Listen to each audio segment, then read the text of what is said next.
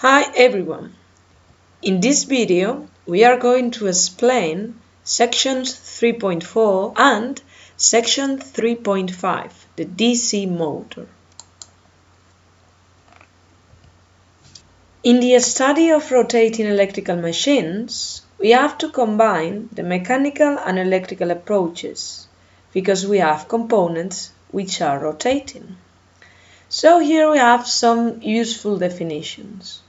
The first is the angular velocity in radians per second, which is defined as the rate at which a body rotates around a chosen center point or axis. Here, in our electrical machines, we are going to have an axis around which the motor or generator are rotating. The time t is called the period and is defined as the duration of one revolution. So the angular velocity is defined as 2 pi, which is one complete revolution in radians, divided by the period, which is also the same as 2 pi multiplied by the frequency. If we want to express the angular velocity in revolutions per minute, which is quite common in motors and generators, then here you have the transformation for that. Okay, so for changing from radians per second to revolutions per minute, you have to multiply by 60 and to divide by 2 pi. The angular velocity is the same for all the points in the body which is rotating, while the linear velocity is going to depend on the radius. The linear velocity is the product of the angular velocity by the radius. So, the linear velocity will be different for different points which are at a different distance from the axis of rotation. We also need to remember some fundamentals of classical mechanics. The Newton's first law, which states that an object is going to remain at rest or in uniform motion in a straight line unless the vector sum of all forces acting on it is different to zero. The Newton's second law states that when we have a force applied to an object, then its velocity is going to change in proportion with the applied force and the mass of the object. So the sum of all the forces applied to an object will be equal to its mass multiplied by the acceleration. The mechanical torque is defined as the product of a force by a distance.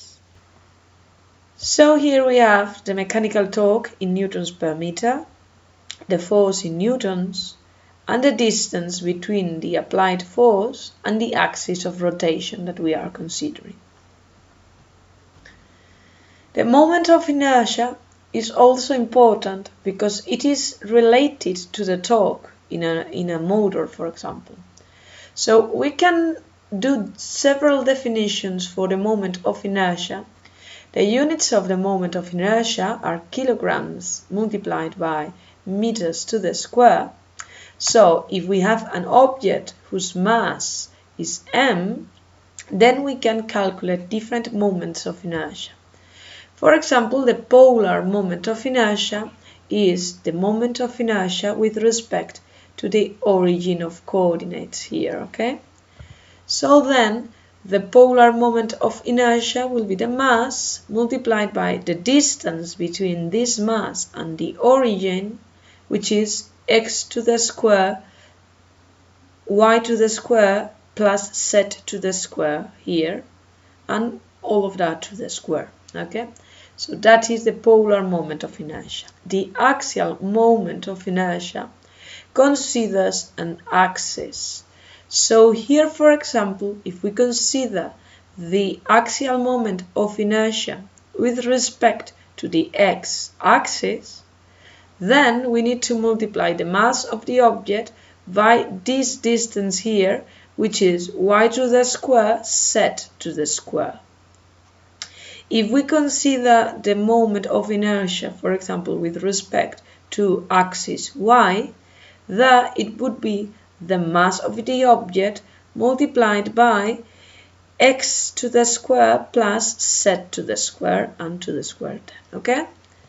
If we consider the moment of inertia with respect to a plane, then, for example, if we consider the plane xy, this horizontal plane here, then the moment of inertia will be this mass multiplied by the square of this distance. And analogously, with moments of inertia with respect to the planes yz and xz. So, in general, when we talk about electrical machines, what we have is an axial moment of inertia because the machine is going to be rotating with respect to an axis, okay? So, in general, we are going to use this expression. So, m is the mass that rotates and r is the distance between that mass and the axis. So, why do we need to consider the moment of inertia? Okay, that is because of the mechanical balance equation of rotative loads. So there you have that the mechanical torque of the motor and the mechanical torque of the load which is being carried by the motor should be equal. That means that the mechanical torque of the motor is equal here to this expression. The moment of inertia multiplied by the variation of the angular velocity over time plus the angular velocity multiplied by the variation of the moment of inertia over time. In general, as the dimensions of the load remain constant, also the distance between the load and the axis of rotation, this variation here, this differential variation, is going to be zero. So the torque of the motor is going to be equal to the product of the moment of inertia multiplied by the variation of the angular velocity over time. So when we have a torque in the motor that is translated into an increase or decrease, so a variation in the angular velocity. The concept of the rotating kinetic energy of a body will be the product of 1 divided by 2 by the moment of inertia, okay, with respect to a particular axis of rotation, and the square of the angular velocity. So that is the rotational kinetic energy that is stored by the body which is rotating. If we want to relate the mechanical power and the torque, then you have this expression here. The mechanical power in watts is going to be the product of the torque in newtons per meter multiplied by the angular velocity in radians per second. So here you have the curve of the torque depending on the speed in revolutions per minute and the curve that gives the power in terms of the speed here. In many practical applications, you are going to have gears and the motor is not directly connected to the axis of the mechanical load, but it is connected to it through several gears, pulleys, or transmission belts, okay? So, in general, we are going to consider that there are no losses in the gears, so the total input power that we apply to the first gear is going to be transmitted and transformed into the total output power P2. So here you have some gears, okay, and here you have some rotating elements which are connected through transmission belts. And here you have some pulleys. So in the case that we are here with these pulleys, for example, if we have a disc here with a radius R1 and that is connected to the motor axis, so this disc is rotating due to the rotation of the motor axis, then a disc with radius R2, which is connected to the load and also connected to R1, okay, R1 is transmitting its rotation to R2, then we are going to have that the torque M1 that we apply to the first disc will be related to the power through this expression here. The power that is transmitted to the first gear here, to the first pulley here, is going to be the product of the torque of the motor by this angular velocity. So if we don't have losses, then the output power, the power that we obtain in this other pulley, must be the same as the input power. So power 2, which is the product of the torque by the angular velocity, must be equal to power 1, which is this torque by this angular velocity, okay? If there is not a sliding in the contact point between the two pulleys, then we are going to have that at this point the tangential velocity, that is a linear velocity, is the same. So at this point we have that the tangential velocity of a point in the pulley 1 should be equal to the tangential velocity of the pulley 2. So that is the angular velocity by the radius and the other angular velocity by the radius. So there you can obtain that angular velocity 2 divided by angular velocity 1 should be the same as radius 1 divided by radius 2, and you have this part of the expression. In the other part of the expression, as you have that W2 divided by W1 is the same as torque 1 divided by torque 2. So you get to this expression that must be accomplished by gears, pulleys, or elements connected through transmission belts when there are no losses. DC electrical machines have been very common in the industry.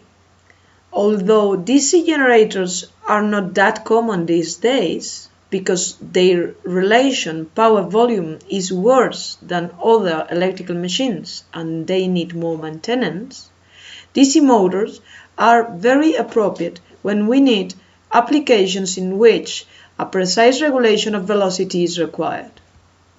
Here you have an image of a DC motor and all the components. So, a DC motor, if we simplify, its main components are the north and the south poles of a permanent magnet, and here you have a coil which is rotating with a constant angular velocity.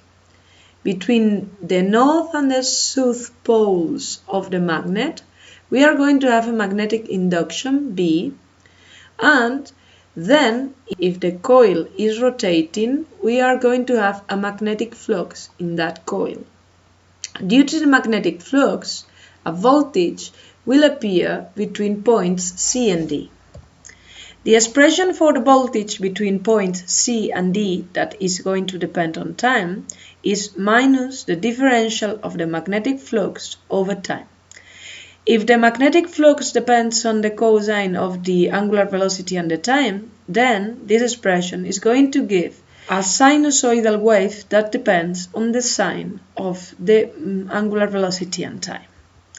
So there, the induced voltage will be sinusoidal, okay, because you have an expression that depends on time, and its amplitude here will be constant. And then in the DC motors, we need to have that the voltage between points A and B is the same as the voltage between points C and D in absolute value. And we can achieve that by means of the brush and the commutator. Here you have the positions of the brush in different moments in a rotation. So what we need to do is, here for example you can see that A and B, A and B, A and B, and A and B, they are always in the same relative position, while points C and D, they are changing in the different moments. So if we try to represent the magnetic flux over time, you are going to have a wave like this one, okay? If you represent the voltage CD, then we are going to have a positive value here, okay, positive value, and then a negative value here, okay. However, with the voltage between points A and B, we are going to be always in the positive part of the diagram. So then we need to have the same value in absolute value here. So what you need to do is to have this here, this part of the diagram, in absolute value. If you consider the positive value, that would be the same as this other part here. You can watch this video where you have a very visual representation of the functioning principle of a DC motor.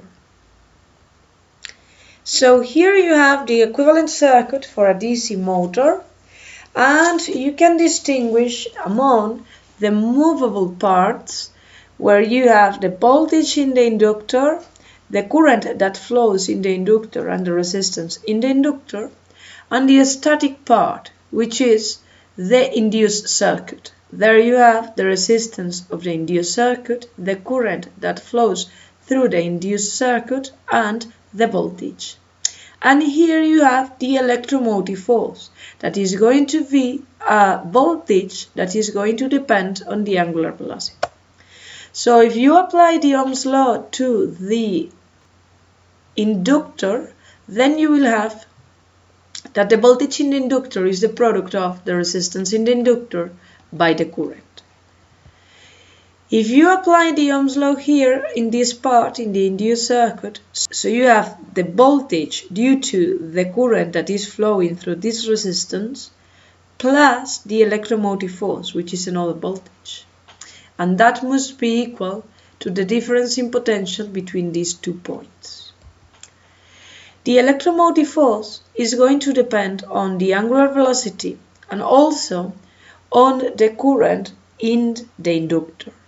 So you have the product of the speed constant of the motor, the current in the inductor, and the angular velocity. So remember, these are the values of voltage, resistance, and current in the inductor, and these are the values of voltage, resistance, and current in the induced circuit.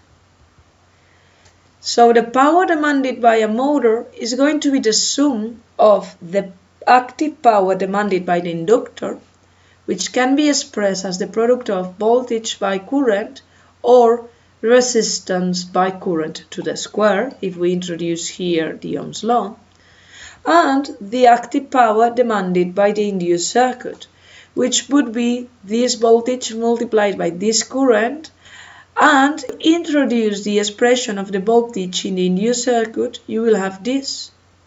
So here you have the resistance in the induced by the current in the induced to the square plus the electromotive force multiplied by the current in the induced circuit. So here you have several components for the powers, but only this term, the electromotive force multiplied by the current, is translated into useful work. The other terms, they represent Joule effect thermal losses. So here you have the total demanded power both by the inductor and the induced circuit. So this component here is called the field losses. This component is the rotor losses, and this is the mechanic power. So if you want to express the torque of the motor, you have to divide the mechanic power by the angular velocity, and as the mechanic power is the product of the electromotive force by the current in the induced circuit, you will have this expression, and you can introduce the formula for the electromotive force. Then you can simplify the angular velocity, which is both in the numerator and in the denominator, and you can get to this expression for the torque. So the torque is the constant velocity of the motor multiplied by the current in the inductor and the current in the induced circuit. So we have said that DC motors are very important when we need to control the velocity, the angular velocity of the motors. So we have several ways in which we can change the angular velocity. And we can change the velocity very precisely because the excitation of the DC machine, which is the current in the inductor, and the torque, they can be controlled independently. So here you have the formula that gives the torque that we have said before, and there, if you introduce the current in depending on the other magnitudes, you are going to get this.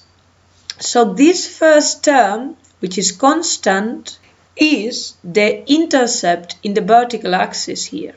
And this negative term represents the negative slope of this linear function here, okay? So then we will have the representation of the torque with a linear function, and this would be the functioning point for a particular real situation with a particular value of the angular velocity. If we want to change this angular velocity, we can proceed in two different ways. The first thing that we could do is to reduce the current in the inductor. So here, if you have a look at the expression of the torque, if we reduce the current in the inductor, then we decrease the intercept here in the vertical axis. So if we go to a smaller value of the current, for example from 0 to 1, you are going to be here in this intercept with the vertical axis, and you are going to change to this other intercept. So you reduce the intercept. And here in the slope, what you have is that the slope increases, but as it is negative, what you have is a more acute slope in the linear function, but negative slope, decreasing slope, okay? So for example, when you change from 0 to 1, you are going to have from this slope here to this other slope here, okay? So then what we can get is, by reducing the value of the excitation current, what you get is an increase in the angular velocity. So you can change from a smaller angular velocity, 0, to a higher angular velocity, such as 2 here. Another way in which we can change the angular velocity is by changing the voltage in the induced circuit. So here you have the expression. If all the other variables remain constant, you can see that here all these terms are constant, so you have C1, and here the voltage. And here we don't have the voltage, so you have another constant. So the slope does not depend on the voltage in the induced circuit, so the different torques will be represented by linear functions with the same slope, so parallel linear functions. While here the voltage is in the intercept with the vertical axis. So if you decrease the voltage, you are going to get smaller values of the intercept in the vertical axis, and that is translated into a smaller value of the angular velocity. And we can go from a higher angular velocity to a smaller one.